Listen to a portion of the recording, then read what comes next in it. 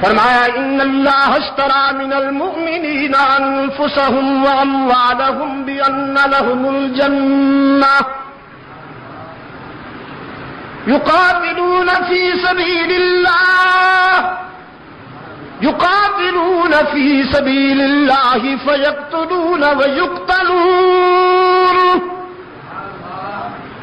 وعدا عليه حقا في التوراة والإنجيل والقرآن فمن أوفى بعهده من الله فاستبشروا. کیا کہا؟ فاستبشروا. جس نے اللہ سے کیا ہوا وعدہ پورا کر دیا پیغمبر اسے بشارت دے دیجئے، اسے خوشخبری دے دیجئے. بِبَيْعِكُمُ الَّذِي بَايَعْتُمْ بِهِ. یہ وہ تجارت ہے کہ اس میں منافع ہی منافع ہے. سیدنا حسن ابن علی رضی اللہ تعالی عنہما اسلام کے چہرے کی وہ روشن آنکھ ہے. اسلام کے چہرے کی وہ روشن آنکھ ہے کہ جس کے متعلق اللہ کے رسول صلی اللہ علیہ وسلم نے فرمایا ان ابنی ھذا سید. مسجد نبوی میں آپ صلی اللہ علیہ وسلم خطبہ ارشاد فرما رہے ہیں. اپنے نواسے کو آتا ہوا دیکھا سیدنا حسن رضی اللہ تعالی عنہ ایک دروازے کی چوکھٹ کا عبور کرتے ہوئے حضرت حسن رضی اللہ تعالی عنہ گر پڑے. رحمت عالم ممبر چھوڑ کے اٹھے اور جا کے اپنے نواسے کو گلے سے لگا لیا. گلے سے لگا کے ممبر پہ تشریف لائے، گلے سے لگائے رکھا اور خطبہ ارشاد فرمایا. صحابہ کے لیے یہ منظر انوکھا تھا. نگاہوں میں سوال جھلک رہا تھا. اللہ کے رسول صلی اللہ علیہ وسلم نے محسوس فرمایا کہ نگاہیں پوچھتی ہیں آج سے پہلے تو کبھی ایسا نہیں ہوا، یا آج ہم کیا دیکھ رہے ہیں. آپ صلی اللہ علیہ وسلم نے فرمایا ان ابنی ھذا سید. میرا یہ بیٹا سیادت کا تاجدار ہے. اللہ اس کے سر پہ سیادت کا تاج رکھے گا. لعل اللہ ان یصلح بہ بین فئتین عظیمتین من المسلمین. مجھے وحی کے نور سے بتایا گیا ہے کہ مسلمانوں کی دو لڑتی ہوئی جماعتوں کے درمیان میرا یہ بیٹا صلح و محبت کی داغ بیل ڈالے گا اور یہ عنوان مصالحت بنے گا. اللہ کے رسول صلی اللہ علیہ وسلم کی اس بشارت کی تکمیل کا وقت آ گیا جب سیدنا حسن نے رضی اللہ تعالی عنہ اپنے چچا سیدنا معاویہ سے مصالحت کر لی. جی مصالحت کر لی اور اب دیکھیے اس مصالحت کے بعد سیدنا معاویہ رضی اللہ تعالی عنہ نے حضرت حسن رضی اللہ تعالیٰ عنہ سے فرمایا بھتیجے کیا چاہتے ہو.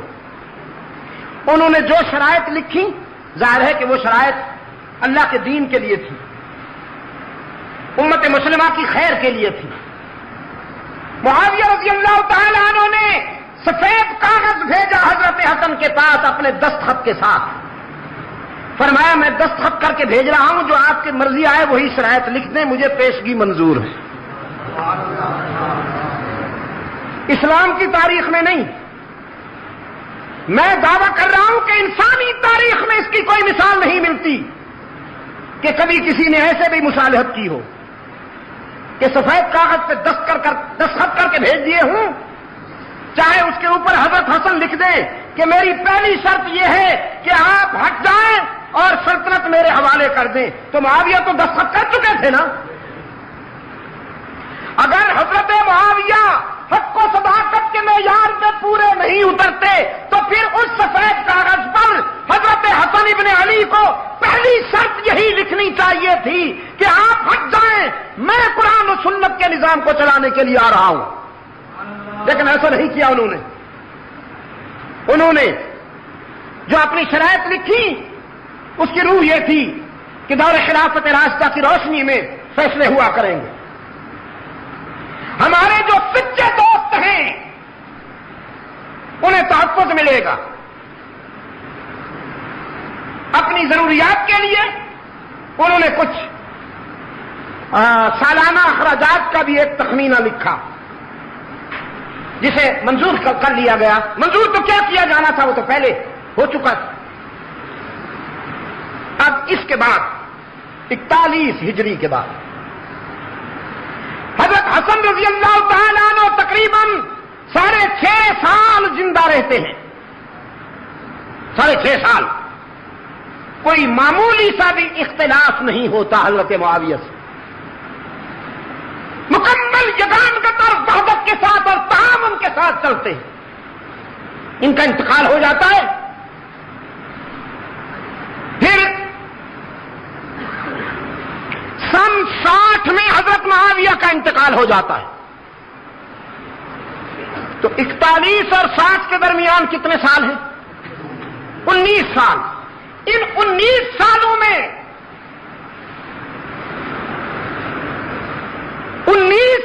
میں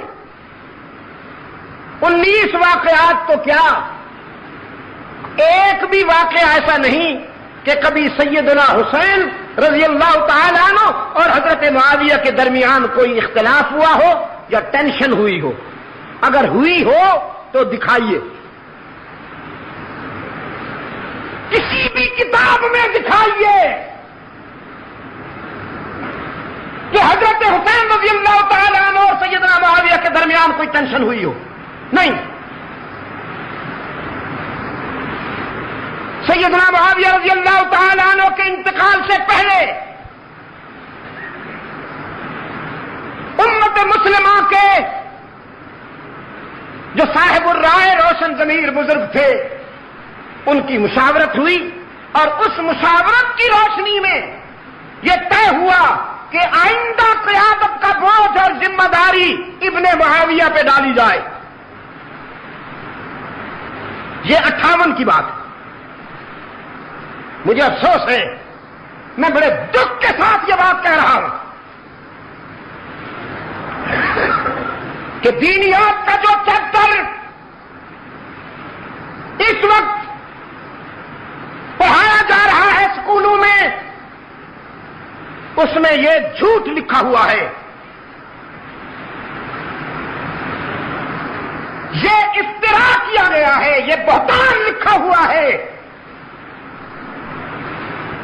کہ معاویہ نے اپنے بیٹے کو بادشاہ بنانے کے لیے امت کو دھوکہ دیا.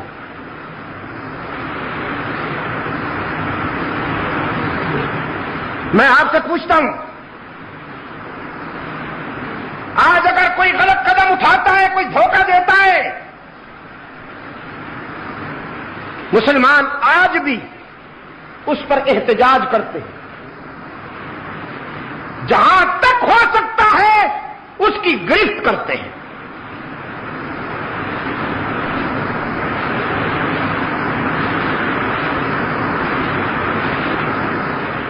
آج ہمارے دوست جن کے پاس اقتدار ہے وہ محاسبے کا عمل جاری کر رہے ہیں کہ پچھلے دور میں حکمرانوں نے جو کچھ کیا ان کا حساب لیا جائے گا.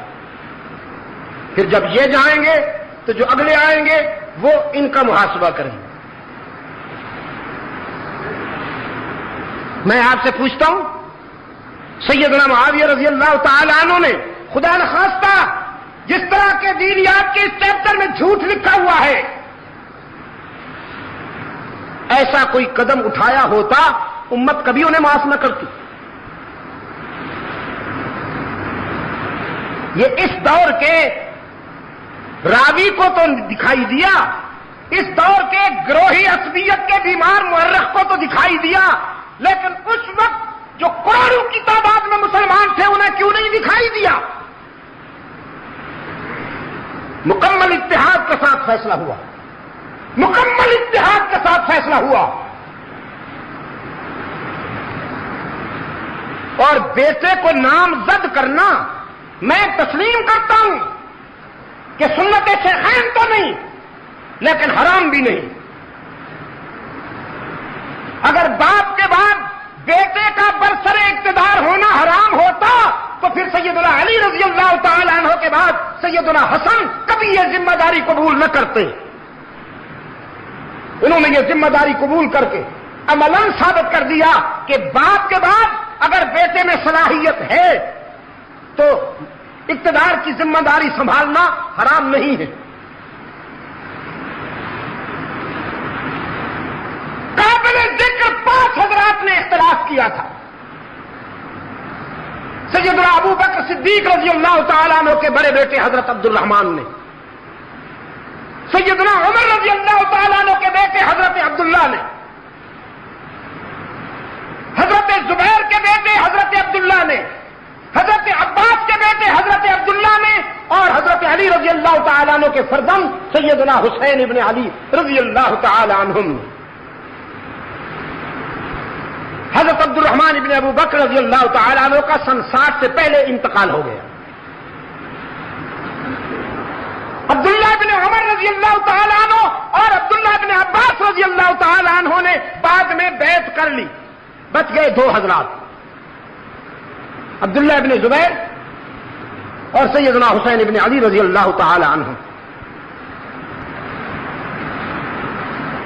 حضرت معاویہ کے انتقال کے بعد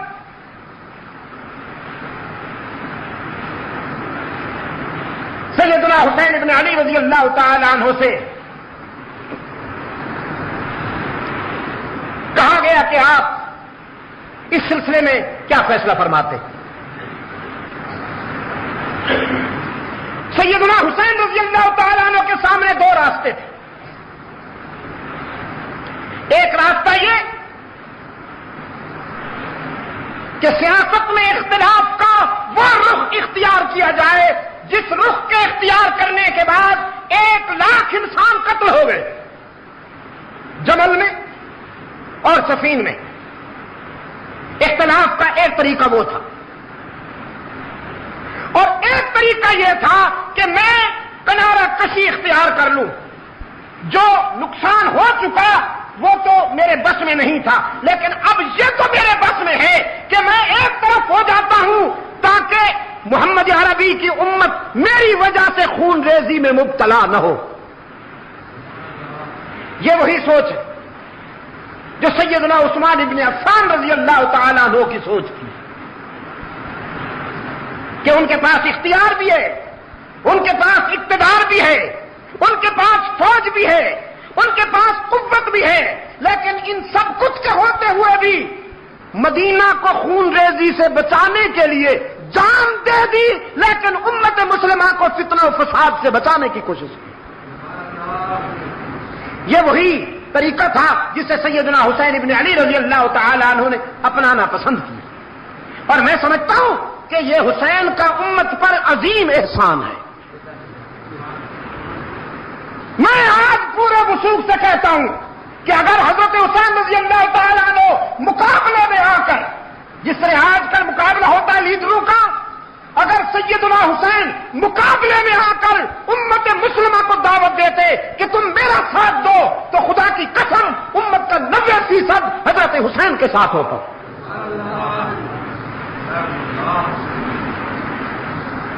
آپ کا ضمیر کیا کہتا ہے؟ آج 1400 سال گزر جانے کے باوجود ہمارے دلوں میں جتنی محبت، جتنا پیار سیدنا حسین کے لیے ہے،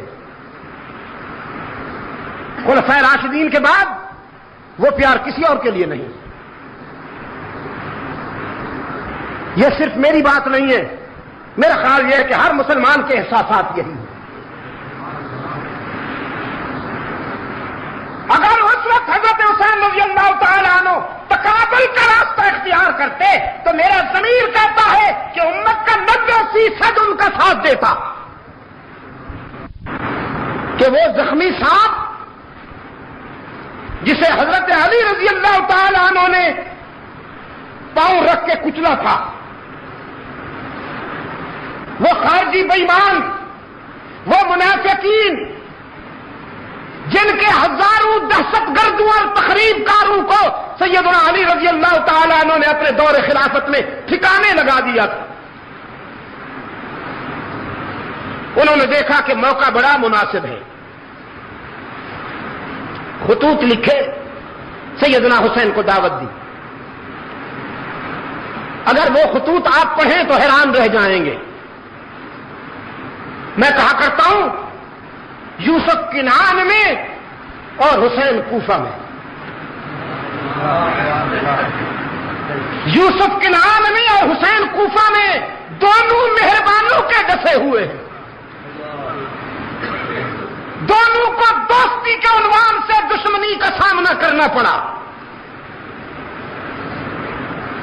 باقر مجلسی کی تحقیق کے مطابق، شیخ مفید کی تحقیق کے مطابق روزانہ ہزاروں خطوط کی بوریاں آتی تھیں حضرت حسین کے پاس کہ مولا ہم تیرے والد گرامی کے مرید ہیں، ہم تیرے غلام ہیں، تشریف لائیے، ہم آنکھیں فرش راہ کریں گے. سیدنا حسین ابن علی رضی اللہ تعالیٰ عنہ نے سب سے پہلے اپنے چچا زاد بھائی حضرت مسلم بن عقیل کو اپنا سفیر بنا کے بھیجا کہ تم جاؤ اور کوفہ کے حالات کا جائزہ لے کر مجھے رپورٹ دو. وہ تشریف لے جاتے. کوفہ میں پہنچتے ہی ہر طرف سے آوازیں بلند ہوئی، امام آ گیا. پورا کوفہ عقیدت و احترام سے باہر نکل آئے اور حضرت مسلم رضی اللہ تعالیٰ عنہ کے ہاتھ پہ بیعت کی. مولا قربان جاؤں. شیخ مفید کہتا ہے تقریباً 32,000 لوگوں نے حضرت مسلم کے ہاتھ پہ بیعت کی. کوفے کی آبادی تھی ہی اتنی، 32,000 انسانوں نے بیعت کی. حضرت مسلم رضی اللہ تعالیٰ عنہ نے خط لکھا سیدنا حسین ابن علی رضی اللہ تعالیٰ عنہ کو، گویا پازیٹو رپورٹ دی، گرین سگنل دیا کہ حالات صحیح ہیں، سب لوگ آپ کے عقیدت مند ہیں. انہوں نے آپ کی نسبت سے میرے ہاتھ پہ بیعت کی، گویا آپ کی بیعت کی. آپ تشریف لے آئیے، نو پرابلم. ادھر یہ خط روانہ ہوا، ادھر گورنر صاحب تبدیل ہو کر آ گئے اور گورنر کو راستے میں اطلاع ہو گئی کہ کوفے والوں نے حضرت مسلم کے ہاتھ پہ بیعت کر دی ہے. کل 18 لوگ اس کے ساتھ تھے. کتنے؟ اونلی 18 پیپلز، 18 لوگ. امامے سے چہرہ ڈھانکا ہوا، پگڑیاں اس انداز میں باندھی ہوئی کہ چہرہ نظر نہیں آتا. یہ بلوچستان میں اب بھی ہے، گرم علاقہ جہاں ریت اڑتی ہے اور ہوائیں گرم ہوتی ہیں، وہ چہرہ چھپا لیتے ہیں دھوپ سے، گرمی سے بچنے کے لیے بھی اور مٹی گند سے بچنے کے لیے بھی. تو چہرے پہ امامے کا ایک پلو یوں ڈال رکھا ہے.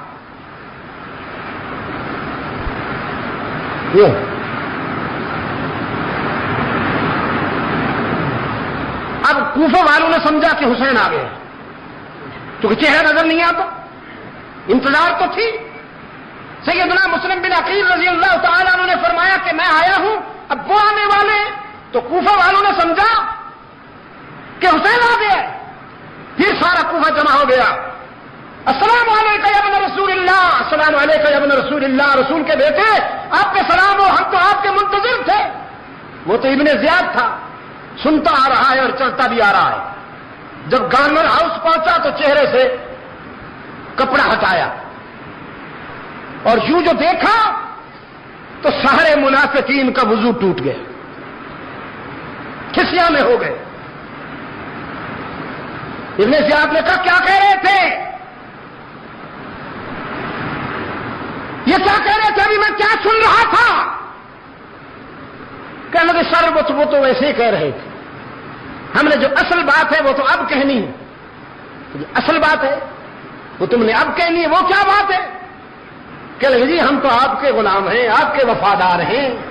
وہ تو سلام کی بات تھی، بس ویسے ہم نے کہہ دی، ہم نے سمجھا شاید وہ آئے ہیں. مطمئن رہیے ہم آپ کے وفادار ہیں۔ اس نے کہا نہیں سوچ کے بولو، میں تمہاری کھال اتار سکتا ہوں، میں تمہاری بیویوں کو بیوہ اور تمہارے بچوں کو یتیم بنا سکتا ہوں، آپ فیصلہ کرو کہ تم کس کے ساتھ ہو۔ سارے کم بختوں نے فیصلہ کیا کہ ہم آپ کے ساتھ ہیں۔ تب وہ مسلم بن عقیل کہاں ہے؟ حضرت مسلم بھی اس اجتماع میں موجود تھے، لیکن صورتحال کو دیکھ کر انہوں نے حکمتاً کنارہ کر لیا۔ انہوں نے کہا ہم ابھی پیش کرتے ہیں آپ کی خدمت۔ اب حضرت مسلم رضی اللہ تعالی عنہ پورے کوفہ میں گھوم رہے ہیں، کوئی شخص انہیں پناہ دینے کے لیے تیار نہیں۔ یہی جو پہلے مولا قربانت سوم کہتے تھے، اب وہ پناہ دینے کے لیے گھر میں گھسنے کے لیے بھی آپ اجازت نہیں دیتے۔ دن گزر گیا، رات آ گئی، بولے کتوں کی طرح ابن زیاد کے فوجی اس کے پیچھے پڑے ہوئے ہیں، اور حضرت مسلم پتھریلی زمین پر، نوکیلے پتھروں والی زمین پر ان سے بچنے کے لیے کوفہ کے گلی کوچوں میں چلتے ہیں۔ ایک جگہ پر ٹھوکر لگی، گرے، منہ ایک پتھر پہ جا لگا، سامنے کے کچھ دانت ٹوٹ گئے، خون کا فوارہ نکلا، اور آسمان کی طرف دیکھ کر فرمانے لگے محمد کے معبود، محمد نے بھی تجھ سے وفا کی ہے، اس کی اولاد بھی تجھ سے وفا کرنے کا عزم کر چکی ہے، آزما لے جتنا آزمانا ہے۔ قریب کے گھر سے ایک بوڑھی باہر نکلی، پہچان گئی، کہنے لگی امام آپ ہیں۔ گھر کا دروازہ کھولا، اندر لے گئی، زخم دھوئے، زخم دھونے کے بعد کہنے لگی ہوں تو بوڑھی عورت ہوں، کچھ کر نہیں سکتی، لیکن محمد کے گلشن کے پھول اتنا تو کر سکتی ہوں کہ اگر کوئی تیر آپ پہ چلے گا تو انشاءاللہ جب تک میں زندہ ہوں وہ میں اپنے وجود پہ لوں گی، کوئی تیر تجھ تک نہیں پہنچنے دوں۔ حضرت مسلم نے فرمایا کوئی تیر برداشت کرنے کی ضرورت نہیں میری وجہ سے، بس صرف ایک مہربانی کر دے، مجھے نہیں پتا کہ میں کتنی دیر زندہ رہوں گا، بس ایک مہربانی کر دے، میرے بھائی حسین تک کسی طرح سے پیغام بھیج دے، میں پہلے انہیں رپورٹ دے چکا ہوں، میں پہلے انہیں خط لکھ چکا ہوں کہ حالات صحیح ہیں، لیکن خدا را اب تو کسی طرح سے میرا یہ پیغام ان تک پہنچا دے کہ کچھ بھی ہو جائے کوفہ میں قدم رکھنے کی کوشش نہ کرنا، یہ لوگ اعتماد کے قابل نہیں۔ ساتھ والے کمرے میں اس بوڑھی کا بیٹا سویا ہوا تھا، اس نے خسر پھسر سنی تو باہر نکل آیا، ماں سے پوچھا یہ کون آیا ہے؟ وہ کہنے لگی دیکھو اگر کسی کو بتایا تو دودھ نہیں معاف کروں گی، محمد کا بیٹا ہے، اہل بیت کا فرض ہے، آج ہمارے گھر میں مہمان ہوا ہے، بتانا کسی کو نہیں۔ اس نے آ کر حضرت مسلم کے ہاتھ چومے، حضرت مسلم کا دامن چوما، ہاتھ چومے، پاؤں چھو لیے، کہنے لگا قربان جاؤں امام ہمارے گھر میں آیا، سبحان اللہ۔ ماں سے کہنے لگا ماں ذرا تھوڑی دیر کے لیے مجھے اجازت ہو، تو کہاں جاتا ہے؟ کہنے لگا میں مسجد میں شکرانے کے نوافل ادا کرنے جاتا ہوں، اللہ نے اتنا بڑا کرم کیا کہ آل رسول کو ہمارے گھر بھیج دیا۔ کہنے لگی اچھا تو شکرانے کی نوافل ادا کرنا چاہتا ہے، تو کبھی فرض نہیں پڑتا بدبخت، آج تجھے نوافل کیسے یاد آ گئی؟ گھر سے نکلا، کنڈی باہر سے لگا دی، سیدھا گورنر ہاؤس، گورنر سے کہا شکار میرے قبضے میں ہے، انعام لاؤ، انعام لیا اور حضرت مسلم کو ان کے حوالے کر دیا، مسلم شہید کر دیے گئے۔ سیدنا حسین رضی اللہ تعالیٰ عنہ کو راستے میں اطلاع ملی، وقت اجازت نہیں دے رہا، اگرچہ یہ باتیں پہلے بھی کسی ملاقات میں ہو چکی ہیں، لیکن میں اپنے عزیز نوجوانوں کے ذہن میں یہ بات بٹھانا چاہتا ہوں کہ کربلا میں حسین رضی اللہ تعالی عنہ سیاست کرنے نہیں آئے تھے خدا کی قسم اپنے نانا سے سیکھی ہوئی شرافت اور اپنے ابا سے سیکھی ہوئی شجاعت کا مظاہرہ کرنے آئے تھے. بس اگر سیاست کرنی ہوتی تو پھر انداز اور ہوتے. اور وہ میں کہہ بیٹھا ہوں کہ اگر وہ سیاست کرنا چاہتے تو امت کا 90% ان کا ساتھ دے دے. تشریف لائے اور بڑی شجاعت اور بہادری کے ساتھ اپنی جان کا نذرانہ پیش کیا. آج ہم حسین کو دیکھتے ہیں رضی اللہ تعالی عنہ. آج ہم عثمان کو دیکھتے ہیں رضی اللہ تعالی عنہ. آج ہم سیدنا علی کو دیکھتے ہیں رضی اللہ تعالی عنہ. آج ہم سیدنا فاروق اعظم کو دیکھتے ہیں رضی اللہ تعالی عنہ. آج ہم سیدنا طلحہ اور زبیر کو دیکھتے ہیں.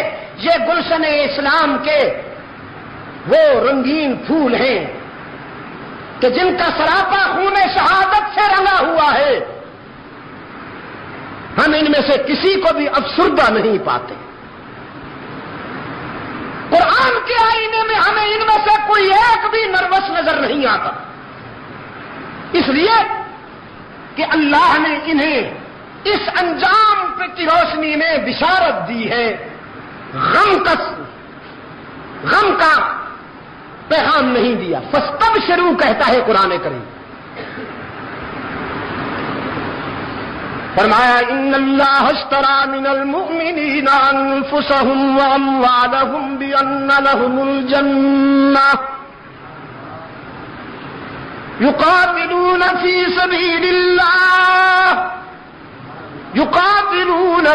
سبيل الله فيقتلون ويقتلون وعدا عليه حقا في التوراة والإنجيل والقرآن فمن أوفى بعهده من الله فاستبشروا. کیا کہا؟ فاستبشروا. جس نے اللہ سے کیا ہوا وعدہ پورا کر دیا پیغمبر اسے بشارت دے دیجئے, اسے خوشخبری دے دیجئے. بِبَيْعِكُمُ الَّذِي بَايَعْتُمْ بِهِ. یہ وہ تجارت ہے کہ اس میں منافع ہی منافع ہے. تو پھر جن کرداروں کو اللہ کی طرف سے بشارت ملے, پشاور کے روشن ضمیروں, جن کرداروں کو اللہ کی طرف سے خوشخبری ملے, وہ کردار قابل ماتم ہے یا قابل فخر؟ فاروق اعظم قابل ماتم ہے یا قابل فخر؟ عثمان قابل ماتم ہے یا قابل فخر؟ حالانکہ مظلومیت کا یہ عالم ہے کہ کربلا میں 3 دن پانی بند اور مدینہ کے شہید کے لیے 40 دن پانی بند. مظلومیت کا یہ عالم ہے کہ 3 دن حضرت عثمان کی میت پڑی رہی بے گور و کفن. تاریخ منافقت کے درندے کسی کو قریب نہیں آنے دیتے. میں نے رات بھی کہا جو کنواں خرید کر کے امت کے لیے وقف کیا اسی کنویں کا پانی بند, جو مسجد خرید کر کے توسیع کی اور عمارت اس کی بنائی اسی مسجد میں نمازوں پر پابندی لگائی گئی. اور شہادت کے تیسرے روز رات کی تنہائی میں عثمان ابن عفان کو جنت البقیع کے کونے میں دفن کر دیا گیا. لیکن اس قدر مظلومیت کے باوجود, اس قدر دردناک شہادت کے باوجود ہمارا عثمان قابل ماتم نہیں, قابل سیدنا علی بھی قابل ماتم نہیں, قابل میں سچ کہتا ہوں میرا پیارا حسین بھی قابل ماتم نہیں, قابل فخر ہے. ماتم منافقین کے لیے, ماتم ظالموں کے لیے, ماتم ہارنے والوں کے لیے حسین نے جان دے کر جیت لیا. حسین نے دنیا کی فانی زندگی دے کر ابدی زندگی حاصل کر لی. وہ گلشن ارم کا مہکتا پھول ہے, جنت میں مسکراتے ہوئے نظر آتے ہیں. رحمت عالم کے دامن رحمت میں بیٹھا ہوا حسین فتح و کامرانی کی بشارتوں میں نظر آتا ہے. میں اس پہ کیوں ماتم کروں؟ مجھے اس پہ فخر تھا، فخر ہے اور فخر رہے گا۔ پشاور کے روشن ضمیروں، پشاور کے روشن ضمیروں، میری گفتگو اور میری گزارشات کا خلاصہ یہ ہے، میں نے رات بھی کہا تھا، آج بھی کہتا ہوں، کامیابی چاہتے ہو تو اپنی صفوں میں منافقین کو پہچانو۔ کامیابی چاہتے ہو تو اپنی صفوں میں ان منافقین کو پہچانو جو دوستی کے لبادے میں دشمنی کرتے ہیں۔ جب تک ان کو نہیں پہچانو گے، وقت کا عثمان بھی شہید ہوتا رہے گا، وقت کا حسین بھی ذبح ہوتا رہے گا، اور وقت کا اسماعیل شہید بھی ذبح ہوتا رہے گا۔ منافقین کو پہچانو۔ میں نے رات گفتگو کی، ہم نے جامع مسجد سبز پیر میں دن کو گفتگو کی، اب بھی میں نے اپنی گفتگو کی۔ اس میں آپ نے محسوس کیا کہ کوئی امن و امان کے خلاف بات ہوئی ہے؟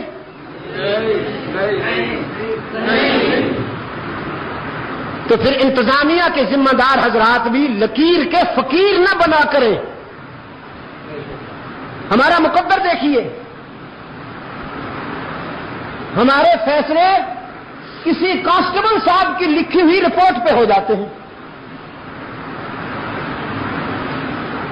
وہ جو لکھ کے بھیج دے بس ایسے سمجھا جاتا ہے کہ یہ وہی ہے، یہ قرآن کی آیت ہے۔ خدا را کبھی ہم سے تو پوچھ لیجئے نا،